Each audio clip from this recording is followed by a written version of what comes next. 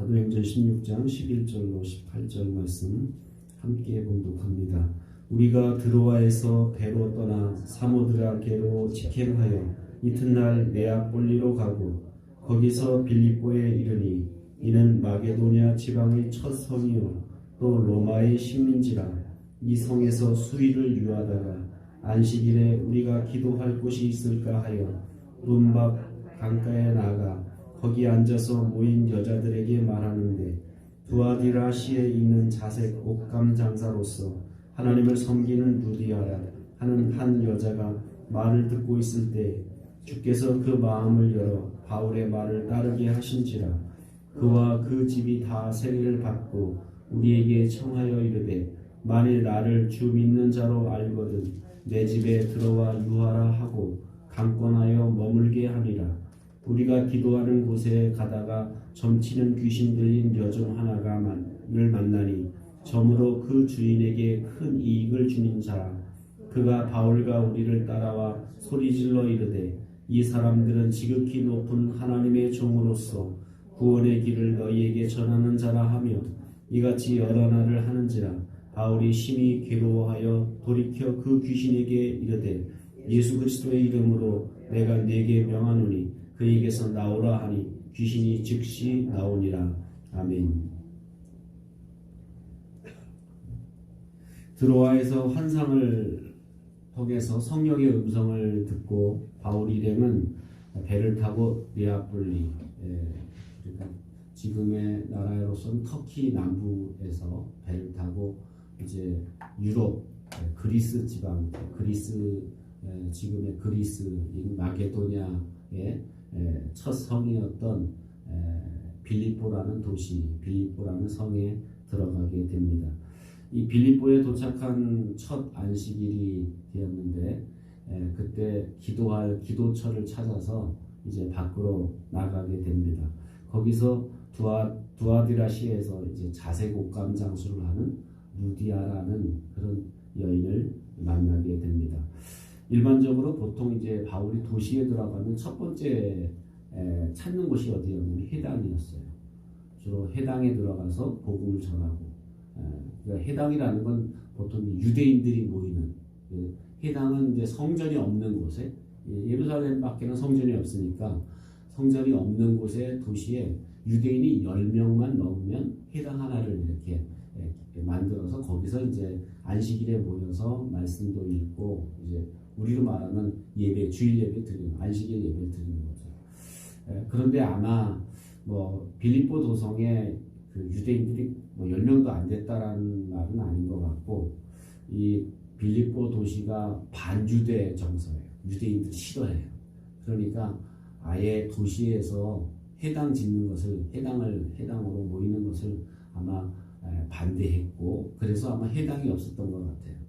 아마 해당이 있었으면 바울은 해당에 들어가서 먼저 복음을 전했을 텐데, 해당이 없으니까, 그래도 유대인들이 있는데 해당이 없으니까 거기는 어디 기도처가 있을까, 어디 기도처가 있겠지라고 생각해서 이제 바울은 기도처를 찾아서 강가로 나갔는데 사람들이 모여서 이렇게 여인들이 모여서 기도하는 모임이 있다라는 거예요. 그래서 그곳에서 이제 바울이 말을 하게 되는데, 말을 했다는 건 복음을 전하게 됐는데, 그때 두아디라시에서 옷감 장수를 했던 이 루디아가 아주 귀를 기울여서 말씀을 듣고 하나님께서 그 마음을 열어주셔서 바울의 말을 따르게 했다라고 이렇게 말씀하게 됩니다.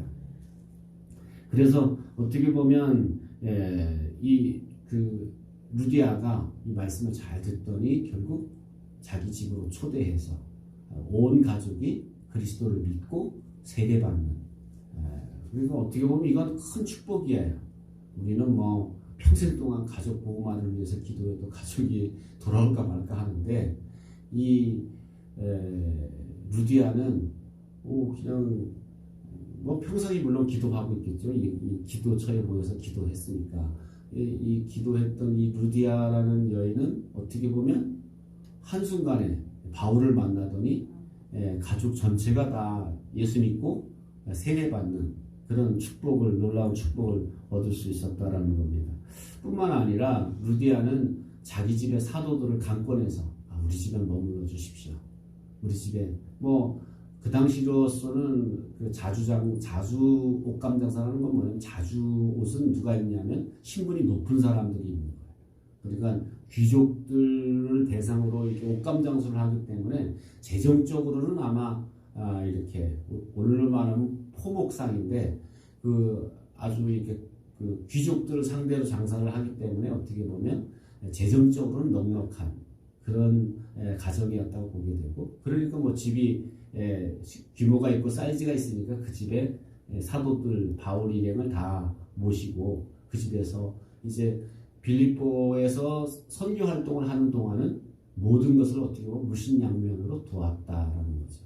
그리고 결국은 나중에 이 빌립보 교회가 세워지는데 모태가 되는, 처음으로 그래서 이 빌립보에 가보면 이 루디아의 집에서부터 시작됐던 빌립보 교회의 모습을 이렇게 볼 수 있는데, 그러니까 이 루디아는 자기 가정이 구원받게 되고 온 가족이 구원받게 되고, 그리고 그 집에서 사도들을 모시고 선교 활동을 돕는 일을 하다 결국 그 집이 빌립보 교회의 모태가 되는 그런 어떻게 보면 중요한 역할을 하게 됐다라는 겁니다.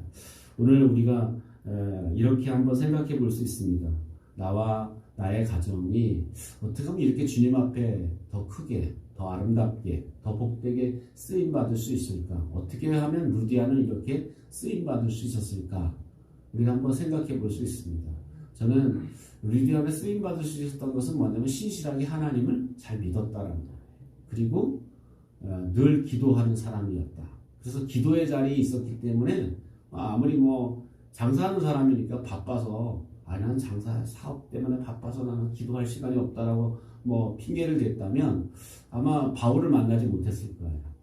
그럼에도 불구하고 바쁨에도 불구하고 어떻게 보면 오늘날이나 옛날이나 사업하는 사람들은 이게 신앙생활 하니까 참 어려워요. 그런데 그런 어려운 상황 속에서도 신실하게 주님을 믿고 기도하는 사람이었고, 그래서 결국 바울을 만나는 그런 축복을 누리게 됐다라는 겁니다.